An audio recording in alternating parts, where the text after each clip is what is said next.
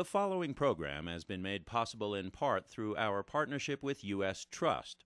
From wealth structuring to investment management, U.S. Trust's global perspective, unique team approach, fiduciary platform, and more than 200 years of experience provide for the kind of insights, solutions, and expertise that have a worth all their own.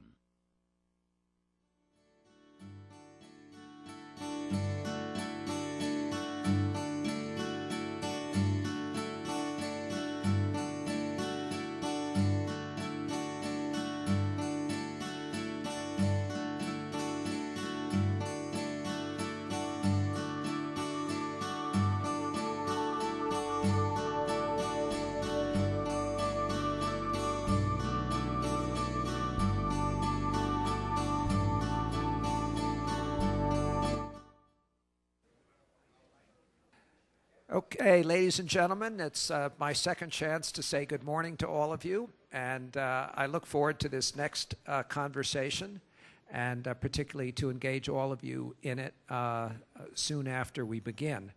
My guest on the podium, on the stage with me today is Mark Thiessen. He's a visiting fellow at AEI, and he's also someone many of you, I'm sure, are familiar with from his writings. He's a regular weekly, isn't it, Mark? Columnist for the Washington Post. He also has a best-selling book that came out last year on the CIA's interrogation program called Courting Disaster. I'm not sure if we have it outside for people to buy, but if you haven't bought it, you should. It's fascinating.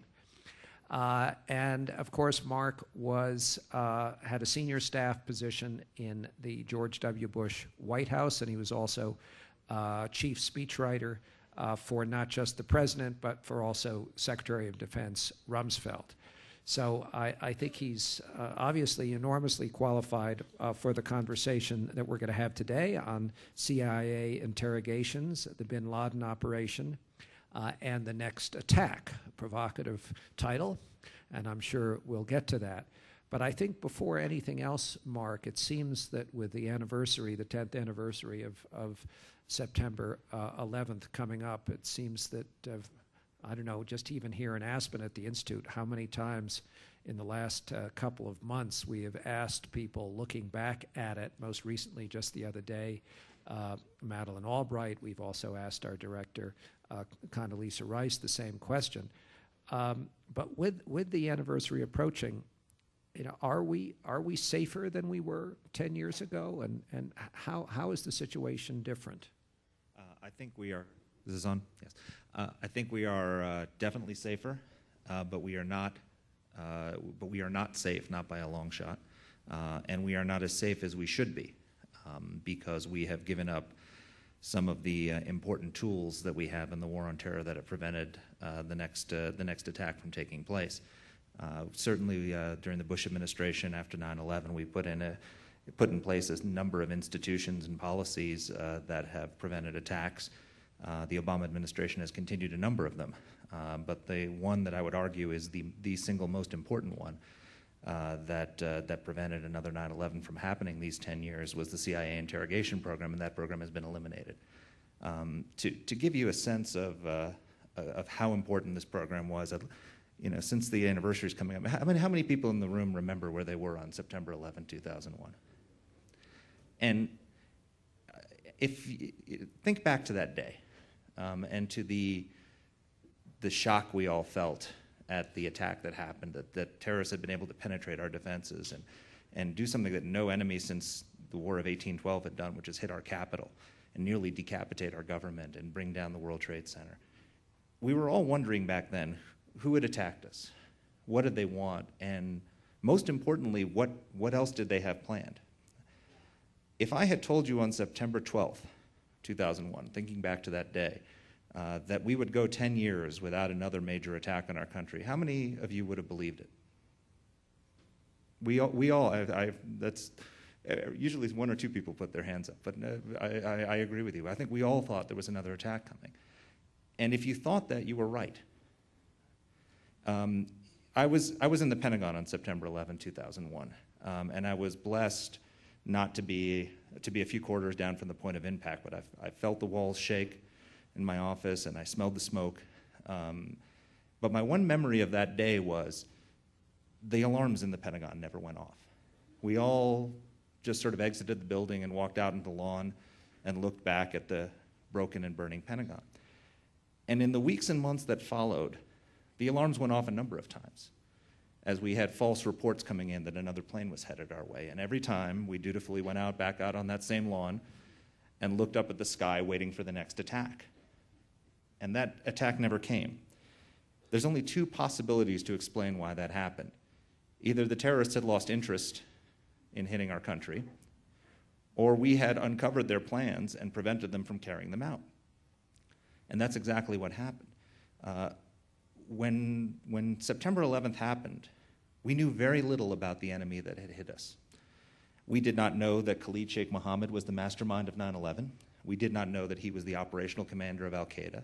We did not know who his key associates were, collaborators in that attack. And we did have no idea what else they had planned for a second wave of attacks, which we all assumed were coming. And in the weeks and months that followed, what we did not know at the time was that, in fact, there were two terrorist networks that were planning a second wave of attacks on us. There was the KSM network that had carried out the 9/11 attacks, and there was something called the Hambali network, which was a network of Southeast Asian terrorists that KSM had assembled because he assumed that we would be profiling for Arab men, and so he wanted to find Southeast Asians to carry out the second wave of attacks here in our country. And these two networks had a series of attacks planned. They had set in motion a plot to blow up high-rise apartment buildings in Chicago using natural gas to bring down the buildings. They had set in motion a plot to replicate 9/11 in Europe, flying airplanes into Heathrow Airport and major buildings and landmarks in downtown London. They had set in motion a plot to replicate the East Africa embassy bombings in Pakistan, blowing up the U.S. consulate in Karachi and other Western residences in that country.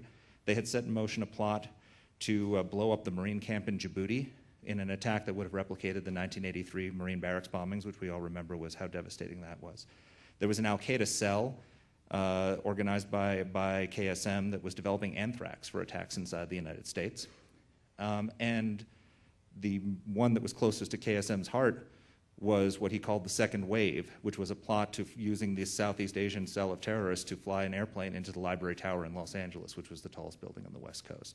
The original vision for 9/11 had been simultaneous attacks on two coasts, and bin Laden had scaled it back because he thought it was too ambitious, and so the second wave was to come later. We didn't know any of this. None of it. The people involved, the plots that were being thought of.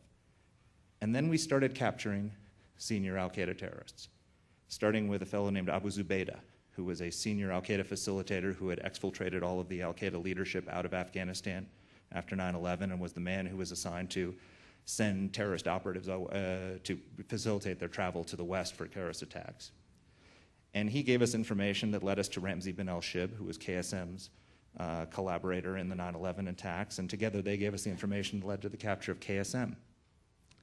And Khalid Sheikh Mohammed and these other terrorists gave us information that allowed us to wrap up almost all of the major members of those two cells, the KSM cell and the Hambali cell, that were planning all of these attacks. So fast forward to 2009. Barack Obama comes into office, and on his second day in office, he eliminates this capability. He shuts down the CIA interrogation program, he closes the black sites, and puts this program that had stopped all of these attacks out of business. And at the time that he's doing this, a mysterious new terrorist network is forming called al-Qaeda in the Arabian Peninsula. We all know about it now, right? Back then we knew very little. And within a few months, in December of 2009, al-Qaeda in the Arabian Peninsula almost blows up an airplane over to Detroit. That attack only didn't happen because the bomb malfunctioned. It was not a foiled terrorist attack, it was a failed terrorist attack. Big difference. And a few months later, they almost succeeded again, this time putting package bombs on planes that were headed for the eastern seaboard of the United States. That attack was only foiled because of a tip from Saudi intelligence. We had not foiled that attack. It was stopped because of a last-minute tip. Why were we caught blind by al-Qaeda in the Arabian Peninsula? Because once we no longer were capturing and interrogating terrorists who could tell us about their plans. So we are in a great deal of danger because we are not using this tool anymore, the capture of senior al-Qaeda leaders, to protect our country. Can you just tell us a little bit more about what was eliminated and what is done now? I'm not entirely clear about that. So are you saying that when we do capture terrorists, that there is no interrogation at all, or that the interrogation methods are no longer what they used to be? We are no longer capturing terrorists in the same level that we were in the period after 9/11. Why are we no longer capturing? Are we trying to kill them rather than capture them? Yes, exactly. When the Obama administration came in, and this has evolved over the last couple of years, we are still capturing terrorists in Iraq and Afghanistan in those war zones, and those people are taken to Bagram Air Base or military bases for what's called tactical interrogation as opposed to strategic interrogation. Very different from the high-level people like Khalid Sheikh Mohammed and Abu Zubaydah and that level of people. Those people are not being captured anymore on that level. What President Obama has done is he has escalated predator strikes dramatically. We had started escalating them in the last year of the Bush administration, and he dramatically escalated them. And so when we're given a choice between capturing a terrorist or killing him, we're killing them, which is fine as it goes, because it's better than the fact that they're out there alive. And it certainly has set back al-Qaeda in Pakistan to some extent. But a dead terrorist can't tell you his plans for new attacks. So, but what presumably we aren't able to kill all of them, and some of them we do capture. What do we do with them when we capture them, and how is that different from what happened? Well, we before? are not capturing high-value terrorists at all. I mean, there has. I'll give you an example. Admiral McRaven, who's the head of Special Operations Command, recently testified about 3 weeks ago in Congress that today, when we do capture a terrorist who is outside of the war zones of Afghanistan and Iraq, they are taken to a Navy ship briefly for some questioning, and then if we cannot find a country to take them, or we cannot prosecute them for in a civilian court in the United States, it is the policy of the United States to let them go. So we are practicing what is the equivalent of a policy of terrorist catch and release. So this, it sounds like this also has something directly related to Guantanamo. Yes. And if you could just tell us, what both the implications of our policy on Guantanamo and what the future of Guantanamo is. Sure. Well, Guantanamo is not going anywhere soon, but President Obama is maintaining the fiction that he intends to shut it down, which is obviously not going to happen right now. The problem we have when it comes to capturing senior al-Qaeda terrorists, if you capture them in Iraq or Afghanistan, you can question them, you can take them to a military base and question them there, but you can't really bring them to Afghanistan if you're captured outside of Afghanistan for extended periods of time. So we have nowhere to take them because the president shut down the black sites. There's no CIA prisons anywhere for interrogation purposes, and Guantanamo is not taking any new guests. So we have nowhere to put them. I'll give you an example. We face a very serious growing threat from al-Qaeda in East Africa. There is a terrorist network called Al-Shabaab, which is based in Somalia, that a couple of years ago merged with Al-Qaeda. Their leaders pledged loyalty to Osama bin Laden, and they pledged to carry out attacks around the world on behalf of Al-Qaeda. This network is, the military commander of this terrorist network is a fellow named Omar Hamami, grew up in Mobile, Alabama, American citizen. They have recruited over 20 American citizens as suicide bombers, if you want to get a sense of where they're targeting, where they're thinking of attacking. This is a growing danger to our country. And a few years ago, President Obama was informed by our military that we had tracked down the leader of Al-Qaeda in East Africa, a fellow named Ali Saleh Naban. And the military, he was driving in a car towards in Somalia, and the military gave the president three options. They said we can capture him, we can kill him by firing a missile from a Navy ship. Second option, we can send a special operations team in a helicopter and kill him from above and rappel down and get the DNA to confirm the kill, or we can send that same special operations team to capture him alive and bring him in for interrogation. And President Obama chose option 2, which is to kill him and rappel and get the DNA. That means we could have gotten him alive. But we didn't because, according to the military officer who was interviewed by the Washington Post, the reason we didn't get him alive is because, quote, we had nowhere to take him. So we have no policy, no place to take these terrorists. We do have a place. It's called Guantanamo Bay. But the administration refuses to use it for what its purpose was, which is as a strategic interrogation facility. You said that we're not capturing many people, but when we do, my understanding is that the President has said that any interrogations that take place have to follow the Army field manual. Yes. And can you explain to us what that entails and whether that could be sufficient? It's far from sufficient. The Army field manual is the field manual that is designed for the interrogation of prisoners of war with full Geneva Convention protections. So it is the highest level of custodial interrogation you can have. President Obama has mandated this for all terrorist interrogations, no exceptions. The Army field manual does not permit tools that a district attorney here in Colorado, for example, could use with someone who had stuck up a grocery store. For example, a district attorney can, if he's interrogating somebody and he's planning to prosecute him, he can say, if you don't give up your collaborators in this particular plot you're involved in, I'm going to stick a needle in your arm. Well, maybe not in Colorado. I don't know if you have the death penalty here, but in a death penalty state, you can say, I'm going to pursue the death penalty, and you could die. You cannot say that to a terrorist under interrogation because it is against the rules of the Army field manual to threaten a detainee in any way. So literally, tools that district attorneys use to interrogate common criminals are not available to us to interrogate terrorists. What do you say to those who say that despite everything that you've argued, that the reputation of the United States around the world was damaged tremendously by the use of techniques that many believe amount to torture? I would say that the reputation of the United States was damaged by those who, in some cases, willfully mischaracterized the techniques that we used as torture. The United States of America has never tortured anyone. Well, what is it? Is waterboarding torture? No, it's not. Waterboarding is not torture. Why is it not torture? Well, a couple. Isn't there a statute that defines specifically what torture there is a statute. Was in effect during the Bush administration, continues to be in effect? Yes, the torture statute, yes. There's a convention against torture. Waterboarding is not torture. Okay, go ahead.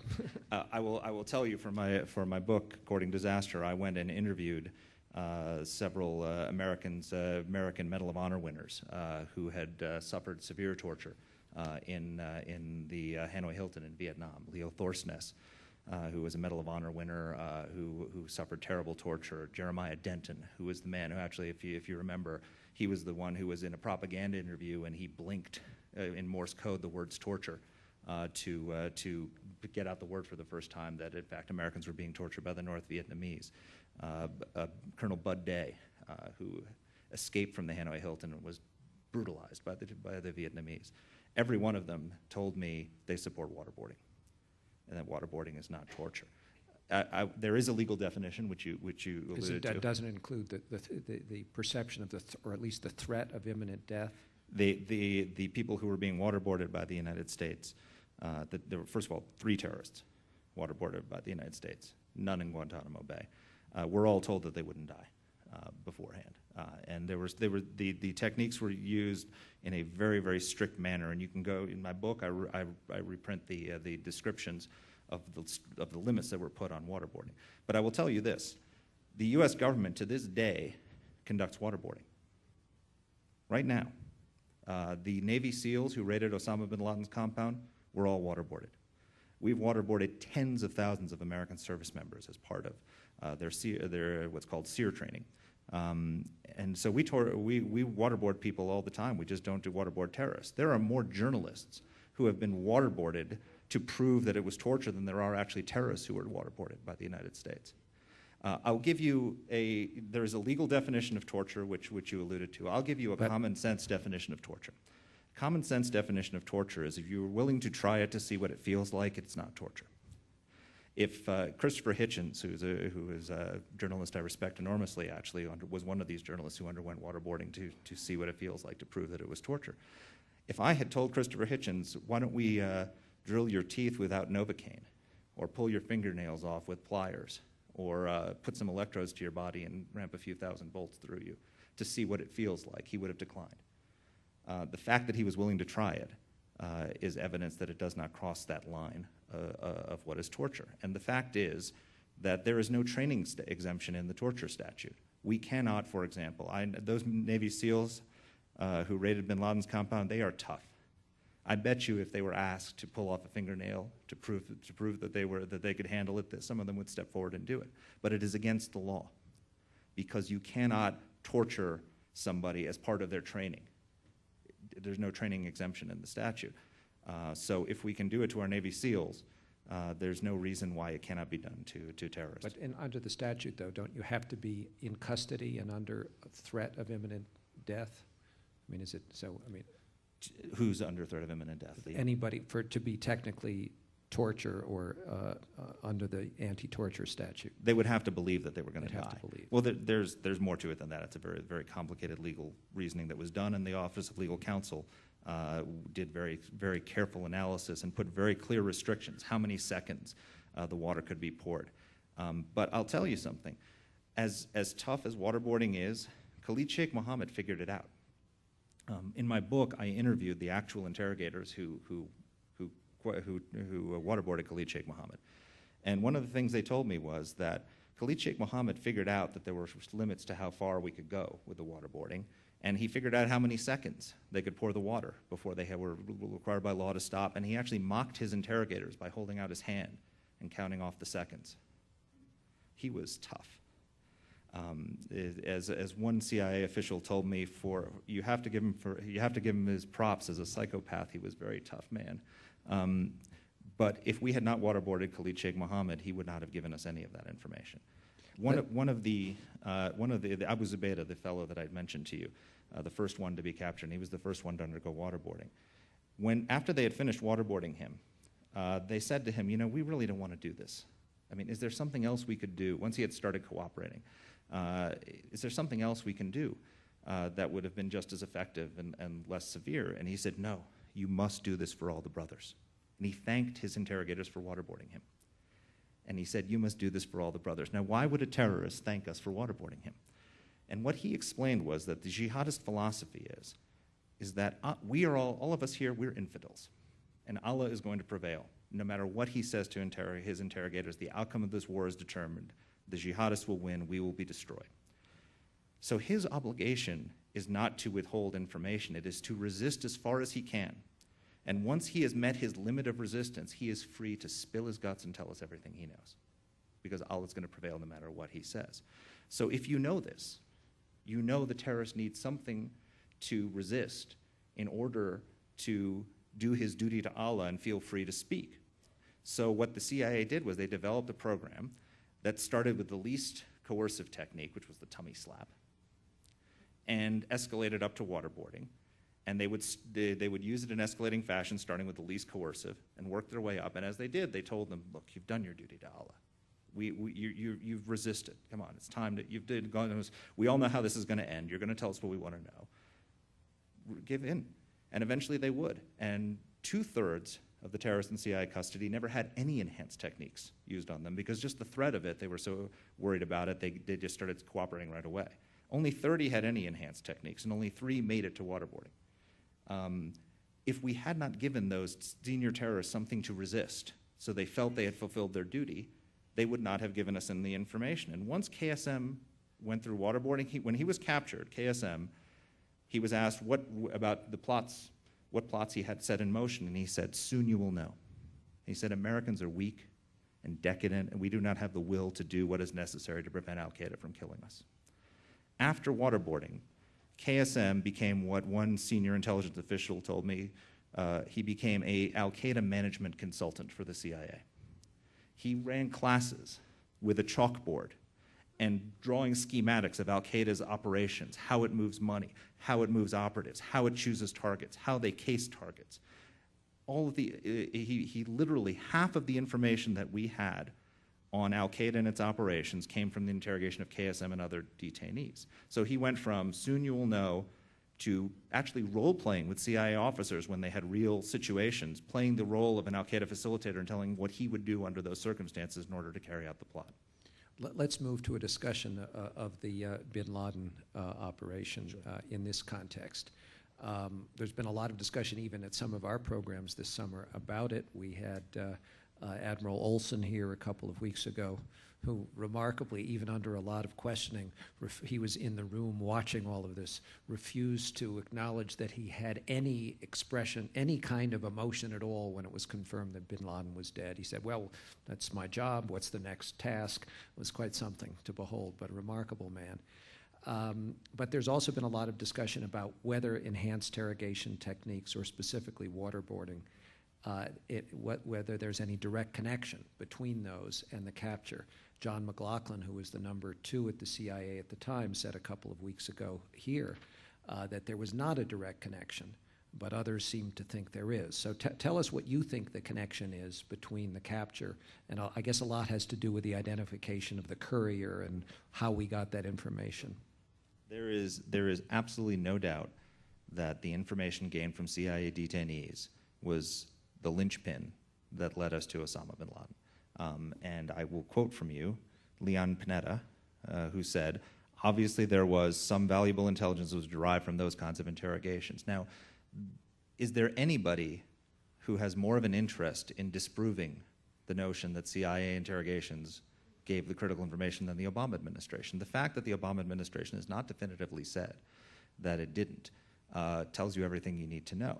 Michael Hayden, who was his immediate predecessor, said, and he wrote, quote, "Let the record show that when I was first briefed in 2007 about the brightening prospect for pursuing bin Laden through his courier network, a crucial component of the briefing was information provided by 3 CIA detainees, all of whom had been subjected to some form of enhanced interrogation." Now, the critics of the program parse. You have to read their statements when they deny the link very carefully, because, for the example, they will say that the information did not come during waterboarding or through waterboarding. Well, that's true. I'll give you a very important fact about enhanced interrogation. Enhanced interrogation was never used to get intelligence. Never. It was used to get cooperation. It was used to take a detainee from a state of non-cooperation, as we found KSM, to a state of cooperation. And during that process, you often hear, well, people will give you false information in order to get it to stop. That's not possible, because what the CIA did was they asked questions they already knew the answers to in order to gauge whether or not the detainee had stopped resisting and begun cooperating. And so once the detainee began cooperating, the enhanced technique stopped. In most cases, they lasted a few days. In the case of KSM, they lasted about 3 weeks. He was the toughest and the longest holdout, and afterwards they never went back to them. And so there was always the threat that if they started resisting again, they could go back, but they actually never did. So enhanced interrogation was what took them from a state of non-cooperation to a state of cooperation. Now, that is true, for example, that KSM did not blurt out the name of the courier while he was having waterboard on him. And also, couldn't sleep deprivation also have been? Sleep deprivation was one, but sleep deprivation is an enhanced technique. None of these techniques were ever used to get intelligence. The fact is, remember back when I told you about all those plots that we had that were in motion that we didn't know about? We knew nothing about al-Qaeda's courier network on September 11, 2001. It was only after KSM began cooperating and running those college classroom lectures and the other detainees started providing information that we understood how the courier network worked. KSM was we learned about the courier from the first 2 detainees who were captured, and KSM was asked about him, and he acknowledged him. He had named his kunya, which is his nom de guerre, which is the name that he used. But he denied that he was an important figure and that he had stopped working for al-Qaeda. So the CIA officials noted that. A few years later, they captured a fellow named Hassan Gul, another very senior al-Qaeda operative. Hassan Gul was non-cooperative when he came into the CIA interrogation program, was put under enhanced interrogation techniques and became cooperative, and became a wealth of information about the courier. the courier network in particular and this courier in particular. And he told us that this courier, who bin Laden's principal courier, was working for directly for a fellow named al-Libi, a terrorist named al-Libi. A few years later, al-Libi was captured. So we knew from Hassan Gul that this courier was the key guy to bin Laden. And al-Libi is captured, undergoes enhanced interrogation, becomes cooperative, and begins to tell us all about the courier networks, because he was basically the information vehicle between operatives and bin Laden, and so he moved to Abbottabad, Pakistan, which we now know is where bin Laden was, to carry out his work and to work with his courier. When they ask him about the courier, he's cooperating. When he asks him about the courier, he stops talking. He says, I don't know him. But we know he knows him because Hassan Gul told us he knows him. Sometimes a denial is as important as information given. That was the red flag that led the CIA to realize this was the guy they had to focus in on. And so they did what's called a deep dive, where they went and scoured all of their files for any information about this guy. And that was what led us to find out his true identity, was when they started doing this deep dive. So without that series of steps that I just described, they would have never known to look for al-Kuwaiti, the courier. So you have to listen very carefully. When John McCain went out and said that we first learned about al-Kuwaiti from a foreign liaison report that predated the CIA interrogation program from a detainee who wasn't in CIA custody and was never exposed to enhanced interrogation or any interrogation. Technically true. It was a report from a foreign liaison service that no one involved in the hunt for bin Laden knew about until we had uncovered the identity of al-Kuwaiti and done that deep dive, scouring all the files. And when they did the deep dive in 2007, they came up with this document that had his name on it, had no new information that they didn't already know, but it was technically the first mention. So McCain is right in saying, well, the first mention came before the CIA interrogation program, but no one hunting for bin Laden knew about this document until it was brought to our attention through the detainees. Mark, you just quoted Leon Panetta. He also he said recently that al-Qaeda was near strategic defeat. Do you agree with that? Well, I think you had Michael Leiter here recently, who I think his quote was, that is, it lacks precision and accuracy. That's quite accurate. That's quite a statement coming from the man who ran pushback from the man who ran the counterterrorism center. Look, there is no doubt that al-Qaeda Central has been hit hard as a result of the predator strikes that the Obama administration is doing, and they deserve credit for that. The president deserves great credit for making the decision to send boots on the ground to get bin Laden. That could have gone very wrong. That could have been his Desert One if it had gone wrong, and he didn't even know for sure that bin Laden was in the compound. So it was a courageous decision to do that. So the administration deserves credit for its part in pushing back al-Qaeda Central. But the reason we have been so successful against al-Qaeda Central, which is still dangerous, but the reason we've been so successful is because of the wealth of knowledge that we gained from the detainees in CIA custody, which we are still dining out on today, as the bin Laden operation shows. That information is still benefiting us, but it's growing older every day. Every day, new terrorist leaders are rising up from the ranks, new networks are forming, new plots are being established, new methods of operation are happening, and we are not replenishing that information. So every day that we go by where we are not capturing and detaining terrorists, senior terrorists who can replenish that information, we are in danger. Moreover, why have we been so successful against al-Qaeda Central in Pakistan, but we were caught completely blind about al-Qaeda in Yemen, and we have so little information about al-Qaeda in East Africa, which are the two networks that are the growing threats to us right now? Because we don't have that wealth of information because we are not capturing their leaders or interrogating them or developing that same level of knowledge about their operations and their plans for attacks. So we are in great danger from those two networks. We're still in danger from al-Qaeda Central. We are in increasing danger from this network, the al-Qaeda in Yemen, the al-Qaeda in the Arabian Peninsula, which almost succeeded. They've penetrated our defenses twice in the past 2.5 years. They've gotten through. They've only, by the grace of God, have those attacks not happened. And al-Shabaab, al-Qaeda in East Africa, are planning to attack us. And we don't have that insight into those networks, and as a result, we're in great danger. So I think it's very premature to say we're near strategic victory over al-Qaeda. You've just been talking about dangers and threats from these terrorist cells and networks, particularly Yemen, Somalia, East Africa. What about domestic terrorists?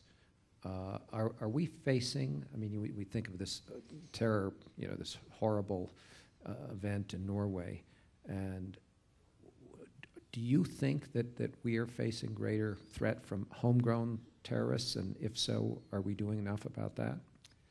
Well, I'll give you an interesting insight into al-Qaeda and its plans. The three terror networks I've described, al-Qaeda Central, al-Qaeda in the Arabian Peninsula, al-Qaeda in East Africa, their top leaders are all American citizens. Al-Qaeda, Khalid Sheikh Mohammed's successor is a fellow named Adnan Sukrajuma, who is an American citizen, Saudi-born. His father was a Saudi cleric who moved to Brooklyn and was raised in Brooklyn and went to college in Florida. And when Khalid Sheikh Mohammed and Abu Zubaydah and Ramzi bin al-Shib were all captured, and they asked them, who is the next Muhammad Atta? Who's the guy who's going to carry out the next attack? They all pointed to Adnan Sukrajuma. And he's one of the few of those people who was never captured. We never found him. They put out a bolo alert on him, and that probably stopped him from carrying out whatever he was planning. So the fact that we knew about him and were able to put some pressure on him, he disappeared for a while. He reemerged recently, and is one of the operational commanders of al-Qaeda Central, who is still at large today. The leader of al-Qaeda in the Arabian Peninsula, the spiritual leader of al-Qaeda in the Arabian Peninsula, is Anwar al-Awlaki, who is an American citizen. Spent a lot of time here in the great state of Colorado. Was a cleric in San Diego and in Virginia, near where I live. And he is the one who's been behind almost every one of these attacks. He was in contact with the Detroit bomber. He was involved in the Fort Hood shootings. Every attack that you've seen in the news, it traces itself back to Anwar al-Awlaki, an American citizen born and raised in this country. The leader of al-Qaeda the leader of al-Shabaab, Omar Hamami, was born and raised in Daphne, Alabama, right outside Mobile, American citizen. So you have homegrown terrorists who are in key leadership roles of the three major al-Qaeda networks that threaten our country. That is a major, major problem for us. I'm going to turn things to the audience in just a second. I'm sure we'll be spending some time today talking about debt limit and new legislation and where we're likely to go. And you're talking about all of these very high levels of threat. The proposals include fairly deep cuts in defense. Are you concerned about those? Very, very much so. Put it in this perspective.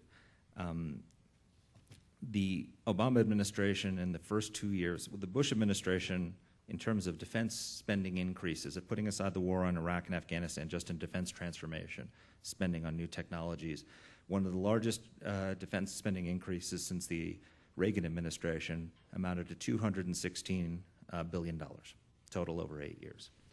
In his first 2 years in office, when the Democrats controlled Congress, and he could basically implement what he wanted, the Obama administration cut $400 billion from our defense budget. And this new debt limit deal has two tranches of cuts, the first which go into effect right away over 10 years, cut another $350 billion from defense. And then if the super committee doesn't accomplish its objectives, there are automatic defense cuts of $600 billion. So we are looking at the potential for defense cuts of $1.3 trillion over the next 10 years. But those are coming not just from the Democrats, but from the Republicans. Oh, no. Listen, the people who are responsible for this are Republicans. The national consensus, the conservative consensus and the conservative movement behind national defense has eroded dramatically. And if you want proof of it, just look at the fact that conservatives were willing to put defense on the table this way. So this is a combination of the Democratic desire to cut defense, which is tradition, with the unraveling of the traditional conservative consensus and Republican consensus behind defense spending. So this is a bipartisan problem, no question. But again, think of the threats we face. Al-Qaeda Central, Al-Qaeda in Yemen. Do you think if that bomb had gone off over Detroit, we wouldn't have boots on the ground in Yemen right now, the way we do in Afghanistan? If al-Shabaab were to carry out a major attack in our country, we could have boots on the ground in Somalia, in East Africa. And those are just fronts in the war on terror that are possible future fronts. We could be engaged in a conflict with Iran over its nuclear program. We could be engaged in a conflict with North Korea. We could be engaged in a conflict with China down the road. And then, as we learned on 9/11, there are the threats that we don't anticipate. If you think about it, the last 4 presidents, 2 Republicans, 2 Democrats, have all committed American forces into combat in wars that they didn't anticipate before they came into office. So every American president for the last several decades has been engaged in combat in wars we didn't anticipate. So we are not preparing for surprise. To cut defense that deeply, 1, leaves us unprepared for those potential challenges. 2, it invites those challenges. My old boss, Don Rumsfeld, had a saying. He said, weakness is provocative. If you cut defense, you send a signal of weakness. If you cut it that deeply, no one's saying we can't find some savings in the defense budget, but if you cut back defense that weakly, you send a signal that America is tired after a decade of war, that we don't have the will to carry out our battles, that we don't want to spend the money that's necessary to defend this country, and that may lead people to test us and make conflict more likely rather than less likely. All right, let's move to the audience, and we do have, how many microphones do we have? We have two microphones. First, over here, actually just behind you. Wait for the microphone if you would. Thank you. David Kudish from Aspen. Inconsistency in the American policy example, we use the drones in Pakistan, and yet if someone boards a plane on the way to Detroit, they get off the plane and they're read the Miranda rights. Makes no sense. Couldn't agree with you more. Khalid Sheikh Mohammed, one of the things he said when he was captured, before he told us that soon you will know, first thing he said when he was asked about plots, he said, I'll tell you everything when I get to New York and see my lawyer. Why did he think that? Because everybody else who had been captured before him got to go and see their lawyer in New York.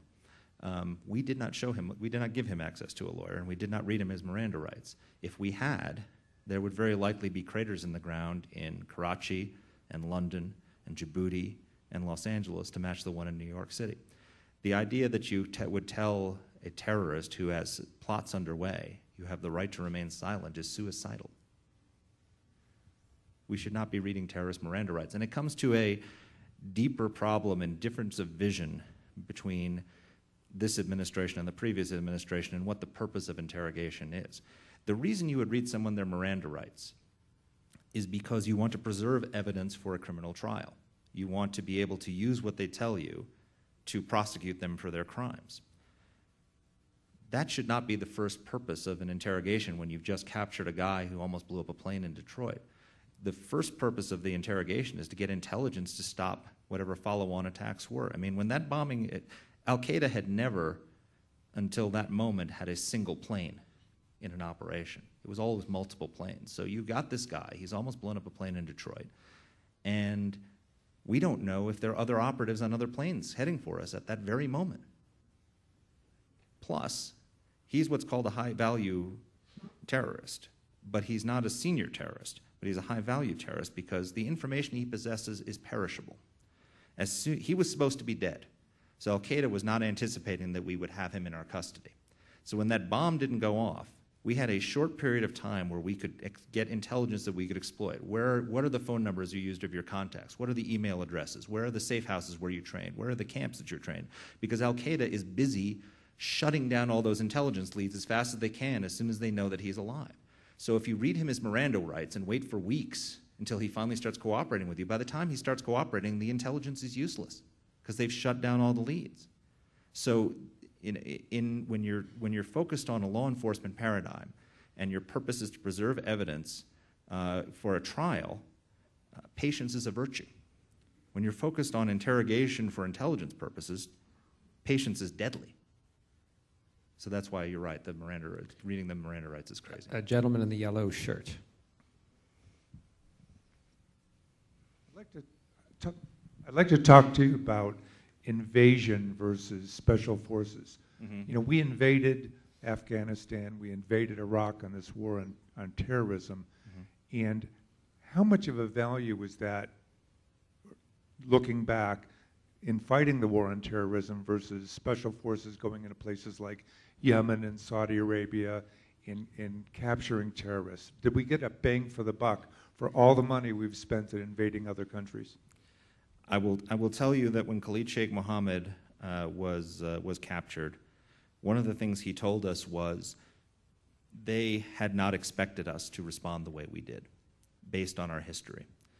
They expected us to lob a few missiles at some camps in Afghanistan and call it a day.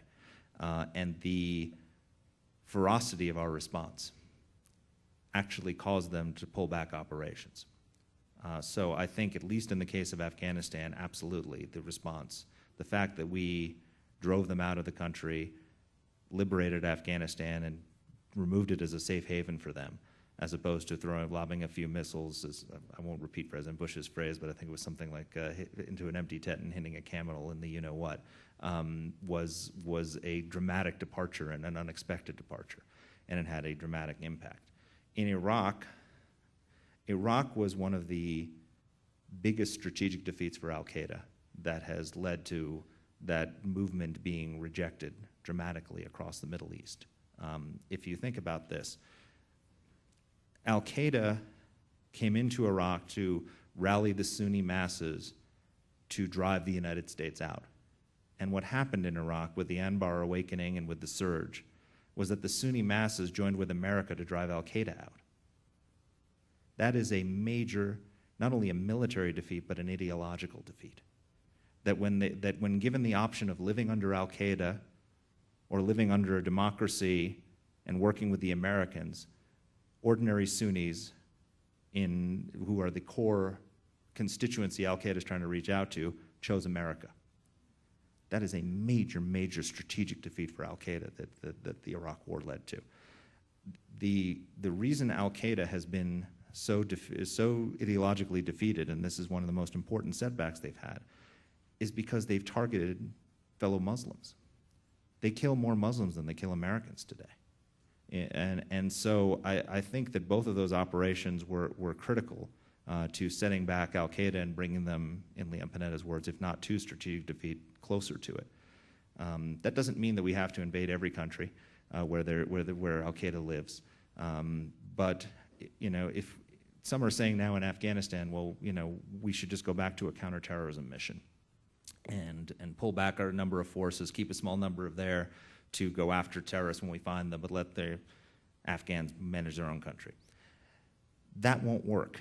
And the reason it won't work is what we found in Iraq was that if the population doesn't feel secure, they won't help you against the terrorists. And the only way to root out the terrorists, these are people who don't wear uniforms, don't carry their weapons openly. They're not a traditional enemy. They hide among the population. They terrorize people into giving them sanctuary. And so if the population doesn't feel secure, they won't give you intelligence on where the terrorists are, and if you don't know where the terrorists are, you can't kill them. So what we found in Iraq was the mistake we made in Iraq was not focusing on population security so that the people felt comfortable siding with us against al-Qaeda. Once we focused on population security, the Sunnis came over in droves and gave us intelligence that allowed us to root out al-Qaeda, and that's what now General Petraeus is trying to do, or was trying to do, before he moved to the CIA in Afghanistan. If we pull back our forces prematurely before we've defeated al-Qaeda and the Taliban in that country, it'll look like what Iraq did in 2006. Here in the front, blue shirt. I'd like to go back to the torture discussion for a second. I understood you to say that if the prisoner is informed that he's not or she's not going to be killed, then it's not torture. And then you went on to talk about some things that seemed to me extraordinarily painful, like extracting somebody's fingernails or attaching electrodes and causing them huge pain. Yeah. But that would not kill them. And if you didn't tell them beforehand, that's not what I said. Okay, I misunderstood. You misunderstood me, and let me clarify. It's probably my fault. All of those things would be torture that you just described, electrodes and the rest of it. That is not the fact that they know that they're not going to die is not the sole factor that makes something torture or not torture. What I was asked was, in the case of waterboarding, it's been alleged that it is basically a mock execution, which is what would make it torture, because a mock execution is considered torture. If you take it, traditionally, it's been happened in wars in the Cuban Revolution. They would line people up in front of a grave and then put a gun to their head and then fire a blank. And that's considered torture because they thought they were going to die.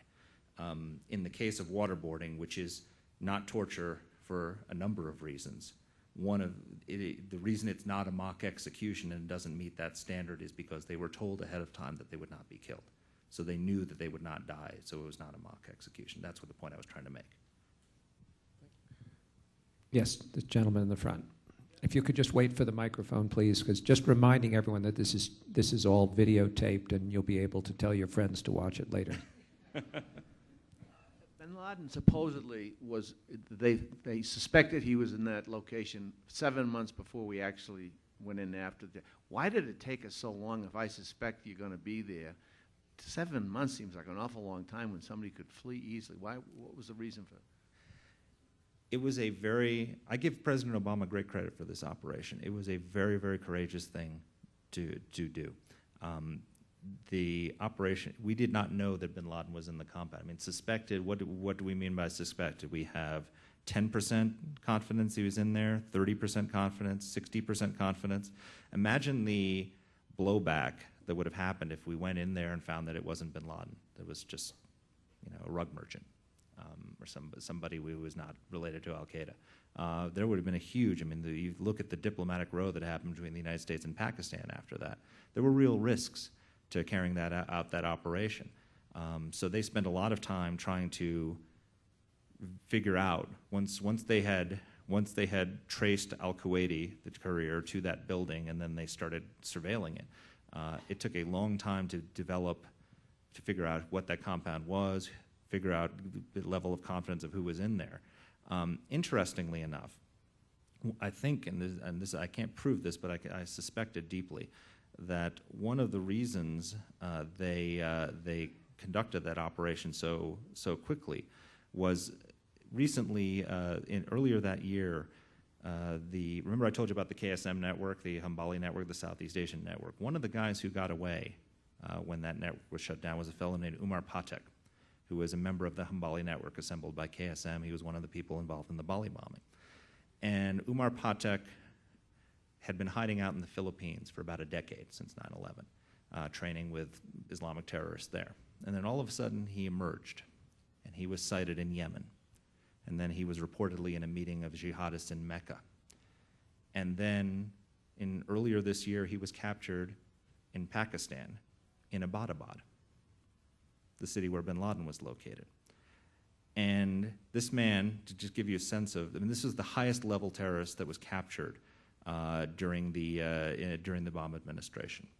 Never has been brought into U.S. custody, has been held by the Pakistanis, and yesterday they transferred him to Indonesia to stand trial, which means we'll never get our hands on him. But the fact, about a week before the bombing, WikiLeaks released some documents, and one of the documents we had captured Umar Patek, and another document that was revealed Al-Libi, this other terrorist who had mentioned to you, was the one who the courier worked for, that he had identified the courier network. And so the WikiLeaks documents that were released, if Al-Qaeda had read that document, they would have realized that we were onto the courier and that we had located him to Abbottabad, and we knew that Umar Patek had been in Abbottabad. And so I think, I can't prove this, but it just so happens that the raid against bin Laden happened the week after. So I think one of the reasons that the raid happened is because WikiLeaks released sensitive intelligence that publicly linked the fact that we knew about the courier in Abbottabad. Another question. Yes.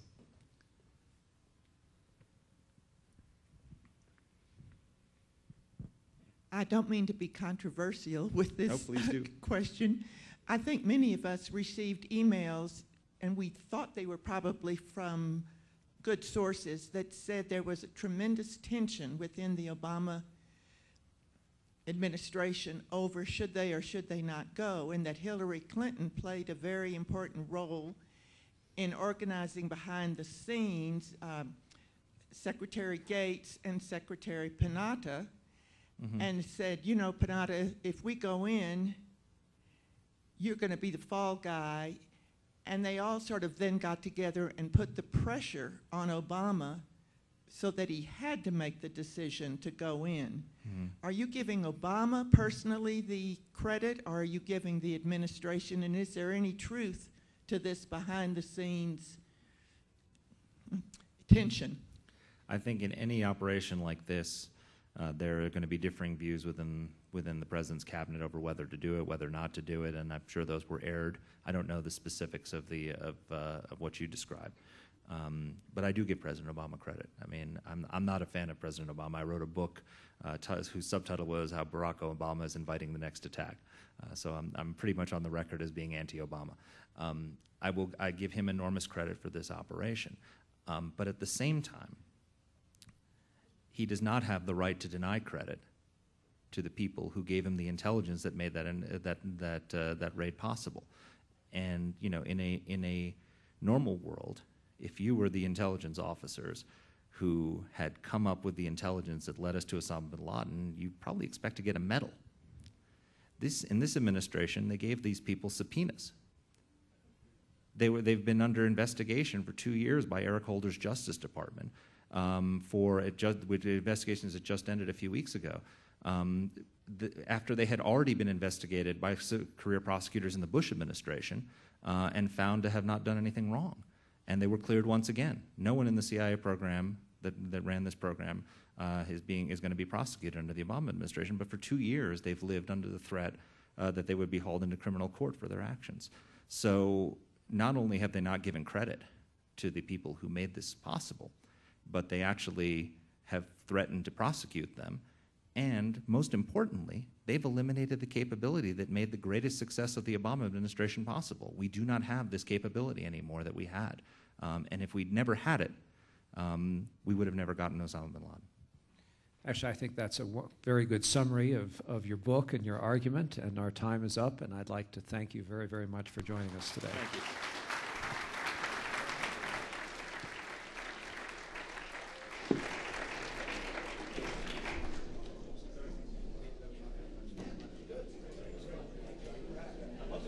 From wealth structuring to investment management, U.S. Trust's global perspective, unique team approach, fiduciary platform, and more than 200 years of experience provide for the kind of insights, solutions, and expertise that have a worth all their own.